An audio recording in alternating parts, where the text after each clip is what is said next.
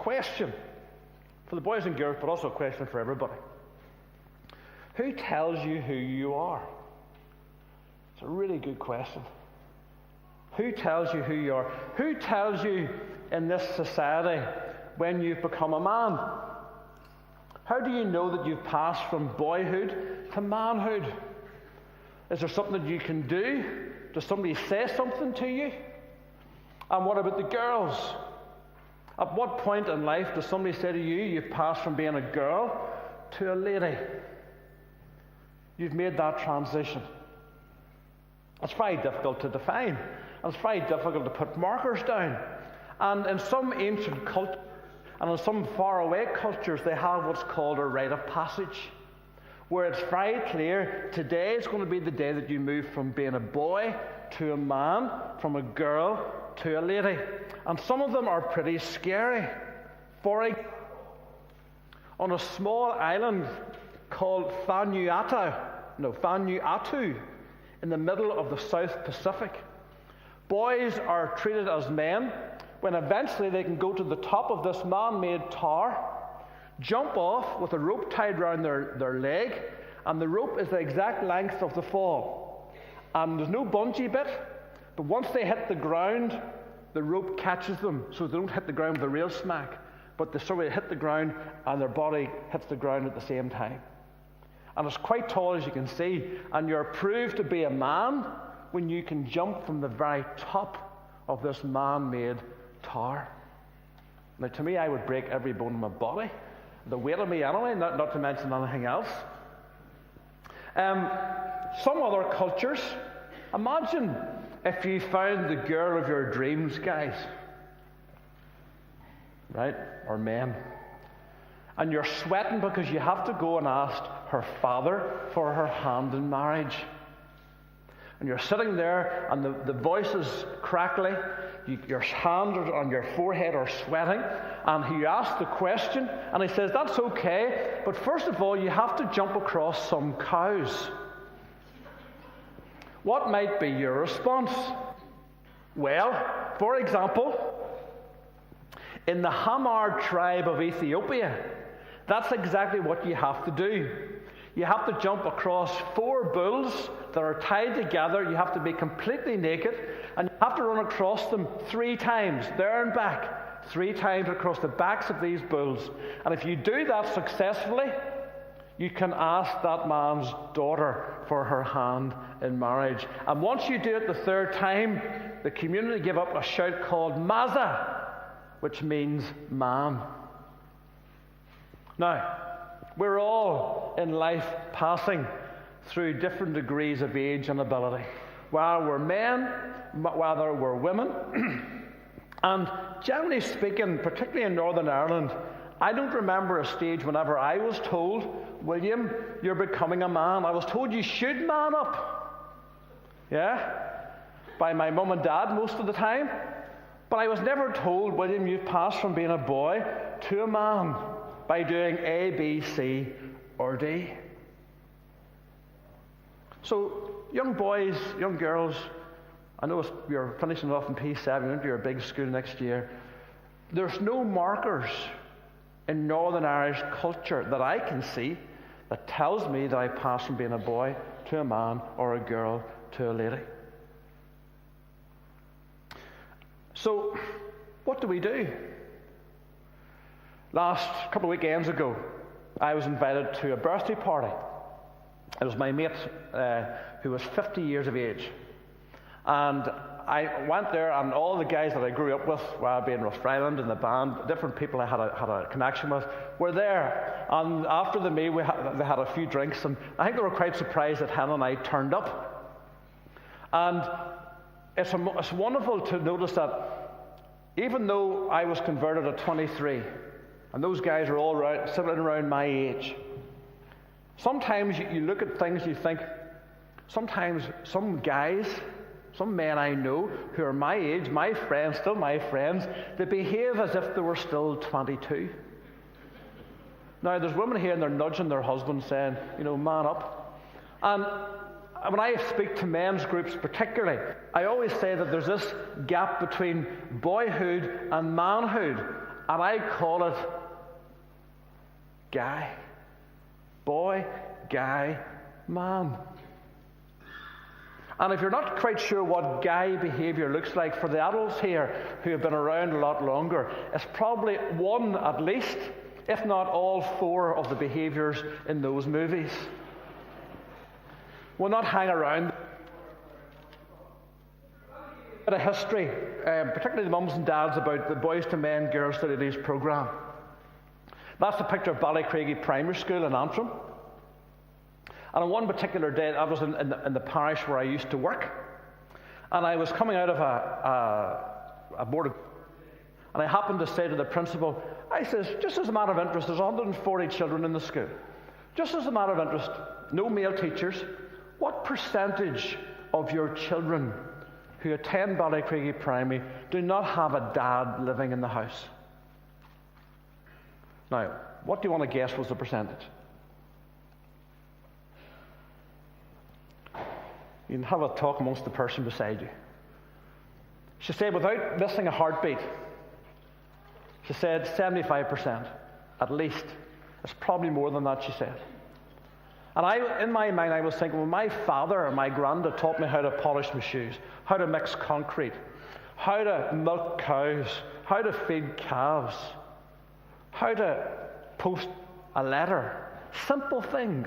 How to cook a basic meal, how to make sandwiches, how to cook spuds, how to boil an egg. Simple little things. I thought, who are teaching these boys and girls the things that I took for granted? And the answer was no one. So I thought I needed to do something about it. So for 1 hour a week, the teacher gave me the opportunity to take the boys for 1 hour every week and just do basic skills with them. Fun skills. I said, look, we'll always pray at the beginning, and then I'll teach you to do something that's fun. I remember one of the first things I did was I taught them how to make egg in a cup with butter, salt, and pepper. And one of the boys said, I've never tasted this. This is the best day of my life, he said. And that was lovely for me just to hear that. Basic fun things. And over the years it became every week. And then the girls said, well, it's not fair. The boys are going out and having all this fun. We want to do it, so we took a week about.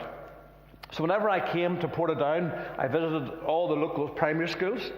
And your principal straight away says, William, I want you to do it in Edenderry.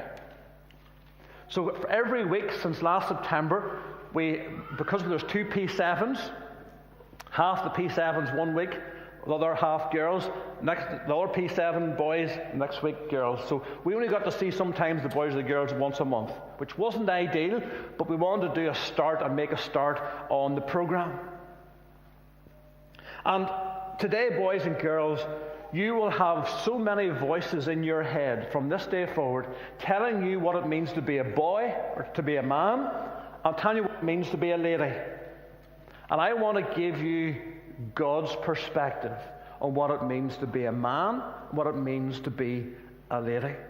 And hopefully, through what Tim and I did with you over the last number of months, has given you an example and a model that it's good fun to be a Christian man, to be a Christian lady, and that you can enjoy many, many things, enjoy God, and enjoy the respect of your other classmates when they see you stepping up and doing amazing things. Now, I'm going to speak to the girls in a minute, but first of all, I'm going to speak to the boys. Now, Noah, I believe, is going to do a reading for us. Isn't that right? Noah, would you like to come out and do the reading for me? This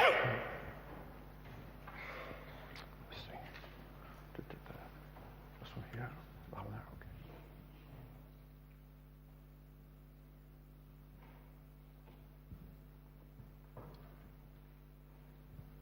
1 Kings chapter 2, verse 1 to 4.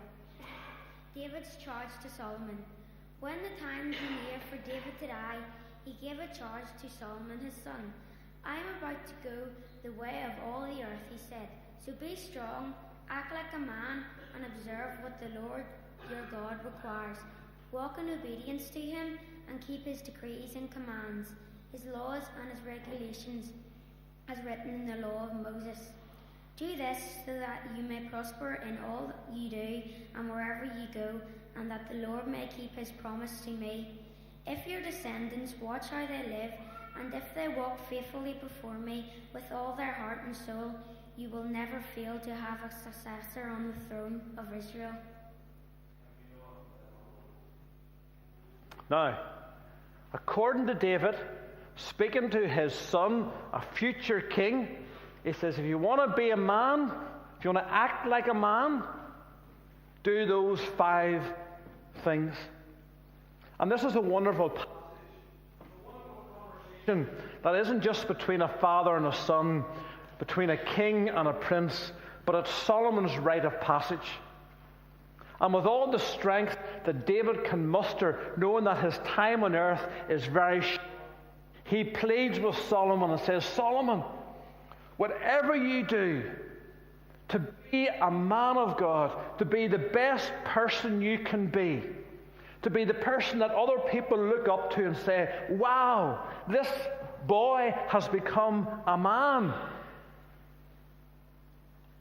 Please listen to what I have to say. And the reality is, while we're boys here on the way to being men, or whether we're men or maybe we're guys, the kind of man we become will determine the kind of husband you will be, the kind of father you will be, the kind of employee you will be, the kind of neighbor, the kind of friend. And I've done many, many marriage preparation classes over the years. I've been in many, many situations with men and women. And many women have said, William, I long for my guy to be a man. I would long for my man to step up and be everything that I long him to be. And I say that genuinely. And it was no different for Solomon. The kind of man Solomon would become would determine the kind of king he would be, would determine the kind of father he would become. And all this advice was given so that ultimately, do this, Solomon, so that you may prosper in all you do and wherever you go. And the secret, boys, to being men and avoiding being a guy for too long, if at all, is to walk in obedience to him and keep his decrees and commands, his laws and his regulations. And ultimately, what David was saying, Solomon, take responsibility for your life. Now, the other day when we met in school on Thursday, your teacher, Mr. McLean, put up on the board different things that, as you reflected upon your experience of the Boys to Men program, one of the things that he teased out with you was that he sussed out that Tim and I were giving you responsibility. We were saying to you young men, young boys, step up. This is what men do. This is how men behave. And I will never forget, boys, and you'll never forget it, I know you won't. I never seen young boys stand so tall with their chest out, feeling so good about themselves the day we did the Valentine's Day dinner. Because those young boys got to experience the love, the respect, the coolness from the girls in their class who couldn't get over that young boys could behave like this. Let me give you some of there's the boys lined up to receive the girls in the morning of the Valentine's Day dinner. We even taught them how to make a table with a napkin, etc. The boys had all had like a towel over their arm like waiters.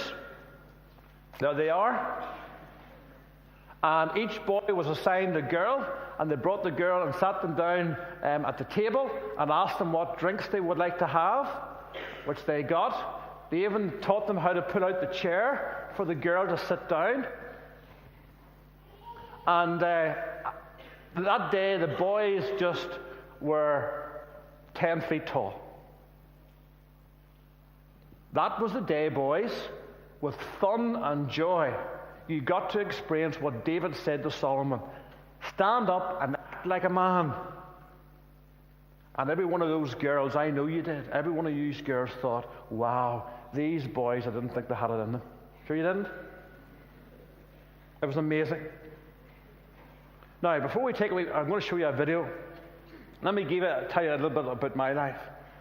Way back in 2009-10, I went to a conference in Belfast.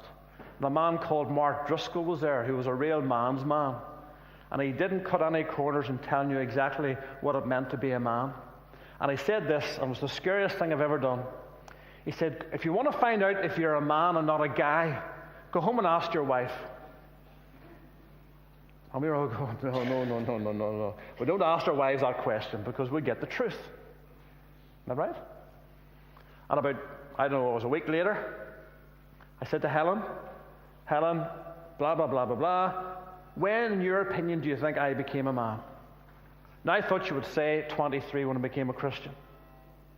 She said, William, you became a man when you took responsibility for your own parish in Muckamore.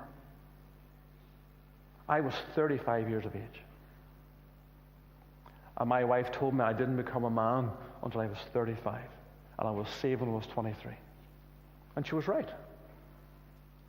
That responsibility of stepping up to the mark and behaving like a man and taking responsibility for my life.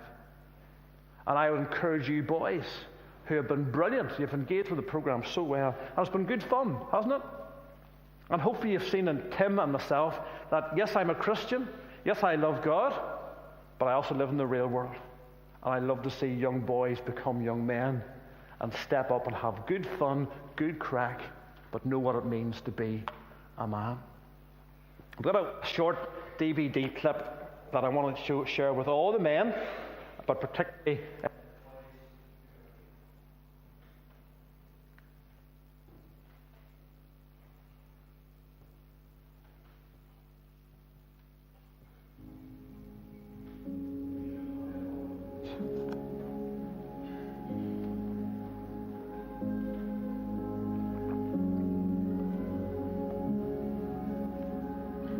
When I became a man, I put away childish things.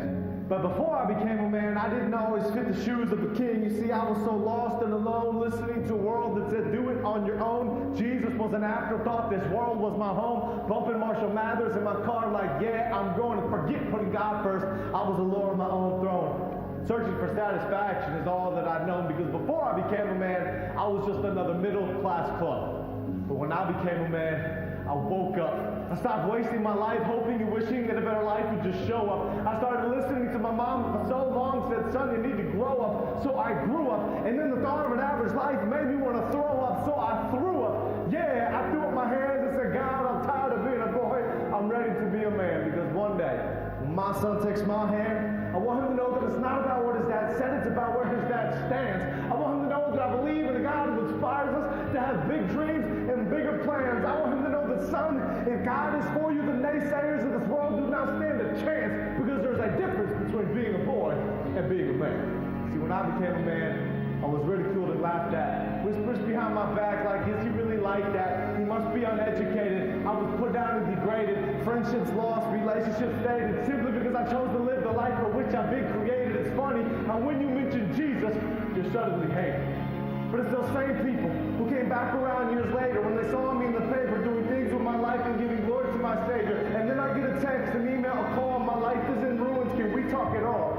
Yeah, we can talk. Because I'm still here. But I'm just going to tell you about Jesus, even if it's not what you want to hear. But I'm guessing that you already knew that I would, because you used to make fun of me for it. Misunderstood. So tell me about your life, and I'll tell you about your need for Christ. And we can keep our conversation secret. Your text about wanting to know more about Jesus, don't worry, no one will see it. But I hope one day that you see fit is that out of the pit that you're trapped in, and run to Jesus to take his hand and find a life filled with purpose and passion. And as for the jokes that you cracked when I took a stand, don't worry about it.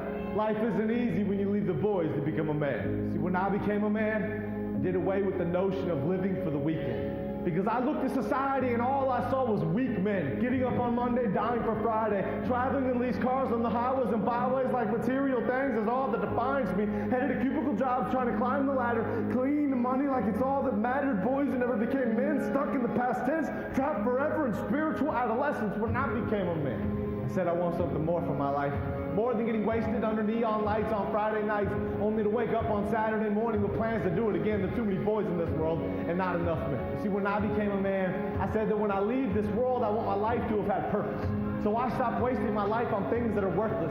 Every minute on the couch in front of the TV was a wasted moment on a journey that should be defining me, a journey of forming a legacy. And I didn't want that legacy to be ruined and neglected, so I looked at this world and I didn't accept it. I'm not going to be who you want me to be. No, I absolutely reject it. Because when I became a man, I picked up my cross and put down my shame. My sins were forgiven in Jesus' name. In Jesus' name, my pain will forever remain an afterthought of who I used to be, but no longer am, because God saw fit to crucify the Lamb so that I could reign as though to the grace and find my rest in His holy place. Because He took my place. He took my pain. He took my nails. He took my hell. He took it all because He had a plan, and for the first time I saw it when I became a man.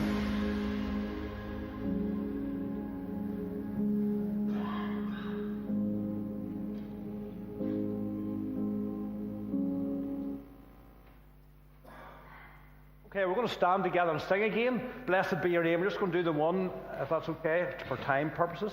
But the girls, ladies, who from the celebrity world do you think you look at and you think, she's beautiful? I maybe haven't even heard of them because I'm old. But who do you look at and you think, she's beautiful? Any ideas? No? Ladies, church? Who do you look at and think, she's beautiful? I'll ask the men, they'll know. And we want to shout out any women's names? Kate Middleton, okay. Any others? Any other ideas? Who do you think is beautiful? It's not a trick question. I'm just trying to find out who you think is beautiful. Nobody else want to say? Well, for the older ladies and gentlemen in church this morning, sometimes it would surprise you the number of people who we would say are beautiful on the outside and really struggle themselves to see it. Let me give you 3 examples. Oh, songs. Does anybody know who that is when she was younger?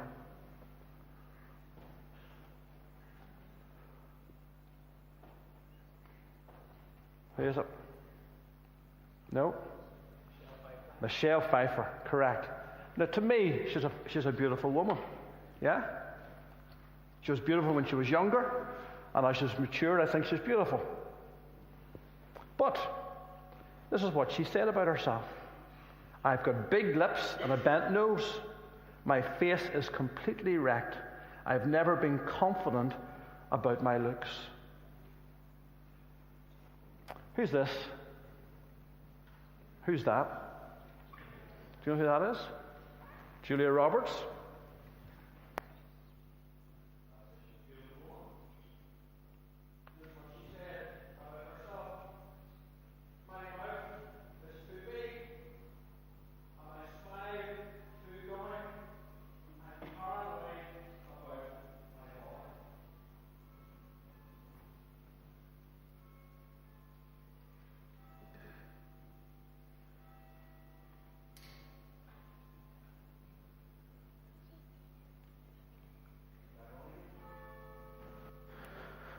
We back on again? Yes, okay.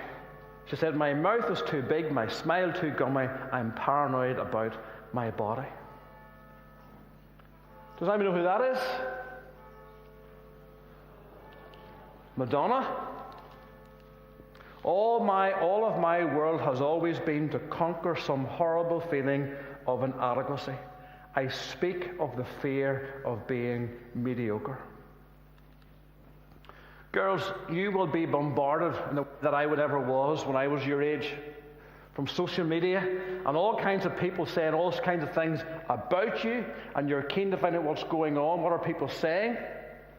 And many teenagers struggle to handle and cope with social media because people can say all kinds of things and remain perfectly hidden. Here's a snapshot of one girl, what she said. You think, I'll just have a quick look and you're there for ages. You look at everyone else's posts and you think, they're so pretty, their life is so cool. It can't make you think everyone is having a better time than you. It can make you feel not good about yourself because you think, what's wrong with me? Why aren't I having that sort of good time? And what you have to remember is people post their best moments. No life is high point after high point. Who posts their fat pictures or their bad hair days? Yeah, that's right. No one. Hannah, age 15. Now, to me, as a minister, as a male minister, what do I believe God would say to you young girls about what is beautiful? What is beautiful is when others see young girls realizing that beauty is only skin deep. Many women do noble things, but you surpass them all. Charm is deceptive and beauty is fleeting, but a woman who fears the Lord is to be praised. When you did the program and you made the little key hangers and some of you said you're going to give them to your dads, the lovely thing for me on Thursday was I heard you saying, we treated you equally. Usually tools is for men to use, but you girls appreciated that we give you the opportunity to be equal. On Valentine's Day, so many of you said, William, we felt loved, we felt appreciated. And the one word which I remember was respected as ladies. Not women, as ladies. So as much as the boys stood 10 feet tall, I think deep inside you girls felt something of God in the way the men treated you. And the beauty that you experienced was an inner beauty because God was in that assembly hall, showing you how men should treat you, how men should respect you, and how men should honor you as ladies. I have to come into land because time has really beaten me. I love what it says in 1 Peter 3:4. The incorruptible beauty of a gentle and quiet spirit is very precious in the sight of God. I have a wee DVD clip for you girls, then we're going to have to finish, okay? It's called From Proverbs 31, and what that looks like.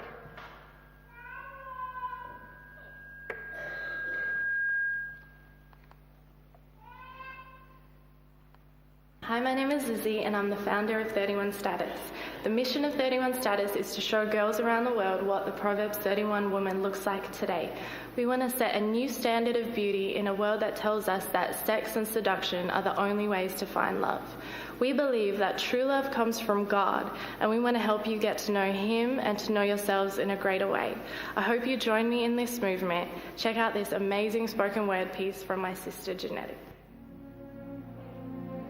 And God said, it was not good for man to be alone, so He created you. But somewhere along the line, someone changed your perspective, shifted your view. Like Eve, you listened to the wrong voice and took a huge, tasty bite of deception. Now your stomach's upset because your spirit won't digest it. No longer the woman that walks in the confidence of ultimate artistic design. Submit your name change. We'll call you compromise. This is what happens when your gospel is according to whoever's at the top of your playlist and the media has become your Bible, searching scriptures of magazines to be told who you are, dancing lead in Satan's recital. But you are not her, and she is not you. Because we are called to so much more than makeup, hair, clothes, and shoes, and dropping it like it's hot, even if we're able to. We are women of a different status. 31 to be exact. We are content with not looking like anyone else because we know our differences are not a reason to be jealous, but God's fingerprint. We don't run around talking about how there are no good men. We know if we apply half as much effort on the inside as we do on the out, we'll stop drawing the wrong attention. Slow to speak, quick to listen. Receiving intervention from a higher dimension, seeking purpose, watching our God-given visions come to fruition, never forgetting that we have been forgiven much. So we eat, we live, we breathe, we give, we even sweat love. Always ready to hear from the women with silver hair. Seeds have been sown, and their wisdom saturates our soil, clipping our dead ends for growth. You'll find us always promoting unity, serving in our communities, using our gifts and talents as an all-glory to God opportunity. Wake up in the morning with the grind for the Most High on our mind, constantly being refined to be the exact of our architect's design. We have no hearts. So here's the answer before the question. Any man who wants a heart will go to Christ knowing it's in his possession. Yes, we are beautiful and barefoot in the kitchen of grace, pregnant with purpose, baking up praise. Jesus is who we crave, awaiting to come to full term so we can deliver back what has been deposited, knowing good and well one day we all will be audited. Mercy gives us second chances, so we ain't received what we ought to get. We needed an intervention. Christ came to do loss prevention. On a cross, he was stretched and fully extended, and we were given an extension. Hear me. An extension. Hear me. Because this price was worth far more than your finest Indian rimming. I know we can change the things we don't like all for a simple cost. But Botox, lipo, and implants ain't got nothing on what was accomplished on that cross. Because you can't implant in yourself a new spirit, or lipo suck away your sin. You can't lap band your addictions, and you can't Botox away your depression. We all need him. It's time to change your status. 31 to be exact. Don't be afraid of what's abstract. Let the Spirit of God be what attracts. We are women of a different status. This world we will impact. We are women of a different status. 31 to be exact.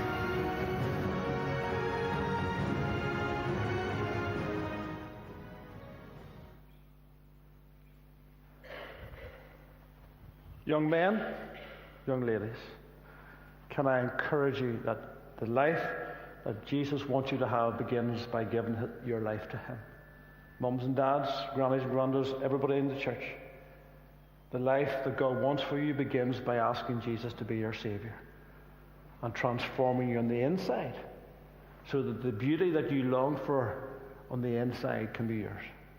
While you're male or female, while you're a boy, a guy or a man, or while you're a girl, a woman, or a lady. God loves you.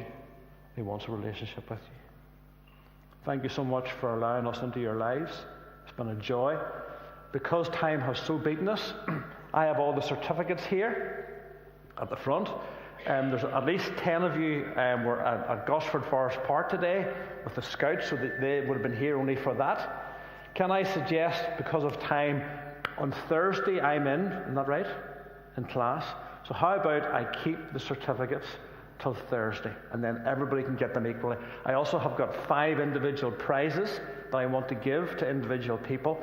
Some of those aren't here today. So I think if that's okay, the teachers will do that on Thursday. Is that okay? Give them all a big cheer and round of applause. Well done. And their mums and dads, thank you for coming.